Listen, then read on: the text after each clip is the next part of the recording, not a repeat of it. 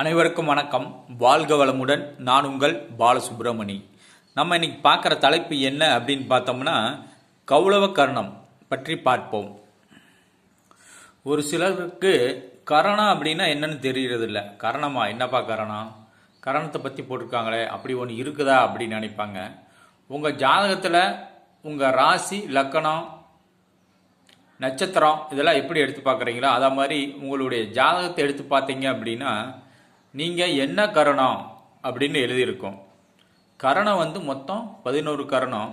உங்களுடைய கரணம் அதில் எந்த கரணமோ அதை பார்த்து அதுக்கு உண்டான வழிபாடு செய்யலாம். இன்னைக்கு நம்ம பார்க்கறது கௌளவ கரணம் பற்றி பார்ப்போம். கௌளவ கரணத்தின் தெய்வம் அப்படின்னு பார்த்தோம்னா வராகமூர்த்தி, பூவராக பெருமாள், வாராகியும் கும்பிடலாம். கௌளவ கர்ணத்தின் விலங்கு அப்படின்னு பார்த்தோம்னா கழுதை. கௌளவ கர்ணத்தின் விலங்கு பன்றி. நவகிரகங்களை சனி பகவானை எடுத்துக்கலாம். அதாவது கௌளவ கர்ணத்துக்காரங்க சனி பகவான் வழிபாடு செய்யலாம்.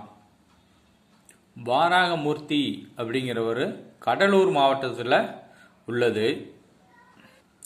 உங்கள் ஜாதக ரீதியாக சனி பகவான் பலம் பெற்றிருந்து யோகக்காரகனாக இருந்தால் மிகச்சிறப்பான நன்மைகள் உங்களுக்கு நடந்து கொண்டு இருக்கும். உங்களுடைய ஜாதகத்தில் உங்களை காக்கும் தெய்வமே கருணநாதன் தான். நீங்கள் கௌளவ கர்ணமாக இருந்தீங்க அப்படின்னா சனி நல்ல இடத்துல யோகக்காரகனாக இருந்து உங்களுக்கு அந்த திசை நடக்கும்போது மிகப்பெரிய நன்மைகளை செய்து வரும். சனி கொடுத்தால் எவர் தடுப்பார் அப்படிங்கிற மாதிரி சனி கொடுக்கறத யாராலையும் தடுக்க முடியாது. சனி நல்ல இடத்துல இருந்தால் அந்த திசை உங்களுக்கு சூப்பராகவே இருக்கும்.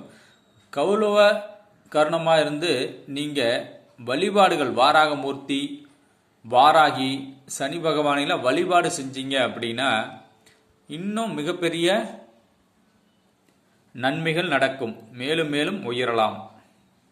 அதே மாதிரி உங்கள் ஜாதக ரீதியாக உங்களுக்கு சனி திசை நடந்து சனி ஒரு மறைவு ஸ்தானத்தில் பலம் இழந்து நீச்சம் இந்த சூழ்நிலையில் இருக்கும்போது நீங்கள் எந்த தெய்வத்தை கும்பிட்றது, நமக்கு ரொம்ப டைம் சரியில்லையே அப்படின்னு நீங்கள் நினைப்பீங்க. அதே மாதிரி உங்களுக்கு 7 சனி நடந்தாலோ, அஷ்டமச்சனி நடந்தாலோ, அஸ்தாஷ்டம சனி நடந்தாலோ, பாதச்சனி, அட்டமச்சனி, ஏதோ ஒரு சனி நடக்குது அப்படின்னா சனி பகவானும் சரியில்லை அப்படின்னா ரொம்ப சிரமப்பட்டு போயிடுவீங்க. அதுக்கு என்ன செய்யலான்னா வாராகமூர்த்தி வழிபடுங்க, இல்லைன்னா நம்ம வாராகி வழிபடுங்க. அதுவே உங்களுக்கு இருக்கிற கஷ்டங்களை தீர்க்கும். அதாவது உங்களுக்கு சனி பகவான் சரியில்லைன்னா அந்த திசை நடக்கும்போது நீங்கள் வாராகி வழிபாடு செஞ்சீங்க அப்படின்னா உங்களுடைய கஷ்டத்தை குறைக்கலாம். சனியால் வர கஷ்டம் சாதாரண கஷ்டம் அல்ல. நீங்கள் வாராகி வழிபாடு கௌளவ கர்ணம் வர நாளில் செஞ்சுக்கிட்டே இருங்க. அப்புறம் அந்த அஷ்டமச்சனி, 7 சனி, சனி புத்தியெலாம், சனி திசையெல்லாம் எப்படி இருக்குது, செய்யறதுக்கு முன்னாடி எப்படி இருக்குது, செஞ்சதுக்கு அப்புறம் எப்படி இருக்குது, அதை செக் பண்ணி பாருங்க. சும்மா ஏதோ சொல்றாங்க அப்படின்னு நினைக்க வேண்டாம். வழிபாடுகளை செஞ்சு பாருங்க. வழிபாடு செய்யறதுக்கு முன்னாடி எப்படி இருக்குது, வழிபாடு செஞ்சதுக்கு அப்புறம் எப்படி இருக்குது, இதெல்லாம் பாருங்க. பார்த்ததுக்கு அப்புறம் சொல்லுங்க. நீங்க காகத்துக்கு உணவு அளிச்சுட்டு சாப்பிடுங்க. காலையில் எந்திரிச்சோன்னா குளிங்க. முதல்ல குளிக்கணும். சும்மா எந்திரிச்சோன்னா சோறு தின்னு புட்டில் இருக்கக்கூடாது. எப்பவுமே காலையில் எழுந்திரிச்சோன்னா குளிச்சுட்டு வீட்டில் சாமி படத்தை தீப ஏற்றி வழங்கிட்டு அதுக்கப்புறம் நீங்கள் என்ன உணவு சாப்பிட்டாலும் சரி ஒரு கை காகத்துக்கு வச்சுட்டு அப்புறம் சாப்பிடுங்க. இதை ரெகுலராக கடைபிடிச்சு பாருங்க. 7 சனி நடந்தாலும் சரி, அஷ்டமச்சனி நடந்தாலும் சரி, நடக்காமல் இருந்தாலும் சரி, இதை நடைமுறையில் செஞ்சுக்கிட்டே வாங்க. ஏன்னா உங்கள் கௌளவ கர்ணத்துக்கு சனி பகவான் தான். அதே மாதிரி பன்றிகளுக்கு உணவு அளிக்கலாம். பன்றி அது பாட்டுக்கு போவோம், கல்லெடுத்து அடிக்கிறது, பண்ணி துரத்துறது, இந்த மாதிரி வேலையெல்லாம் செய்யக்கூடாது. செஞ்சீங்கன்னா உங்களுக்கு கஷ்டம்தான், அதையும் பார்த்துக்குங்க. அதனால் பன்றியை வளர்க்குறாங்க அப்படின்னா பன்றியை வளர்க்குறதுக்கு என்ன உதவிகளோ அதை செய்யுங்க. பன்றிகளை பராமரிக்கிறதுக்கோ இந்த மாதிரி செய்யலாம். ஆனால் நீங்கள் பன்னிக்கறி சாப்பிடக்கூடாது. பன்னிக்கறி எனக்கு பிடிக்கும்னு தண்ணி அடிச்சு விட்டு பன்னிக்கறியெல்லாம் தின்னுக்கிட்டு இருக்கக்கூடாது. பன்னிக்கறி திங்கிறத நிறுத்திடுங்க. தண்ணி தான் அடிப்பீங்கன்னா அதை நிறுத்த முடியும்னா வேற கறி தின்னுக்குங்க. பன்னிக்கறி எக்காரணத்தை கொண்டும் சாப்பிட வேண்டாம். அது உங்களுக்கு மிகப்பெரிய மைனஸ் ஏற்படுத்திடும்.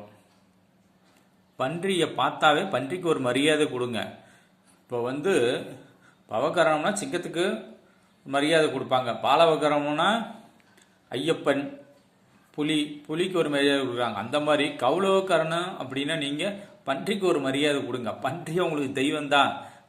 அதனால் பன்னிக்கறி சாப்பிடாதீங்க, பன்றியை அடிக்காதீங்க. பன்றிகளுக்கு நீங்கள் என்ன நல்லது செய்ய முடியுமோ அதை செய்யுங்க. தெய்வமாக நினச்சி மனசில் வழிபடுங்க. உங்கள் வாழ்க்கை சிறப்பாக இருக்கும். கௌலவக்கரணத்துக்காரங்க அதை செஞ்சு பாருங்க. உங்கள் வாழ்க்கை எப்படி இருக்குது அப்படின்னு நடைமுறையில் பாருங்க. உங்கள் வாழ்க்கையை மகிழ்ச்சியாக வாழுங்கள், சிறப்பாக வாழுங்கள். வாழ்க வளமுடன். நன்றி, வணக்கம்.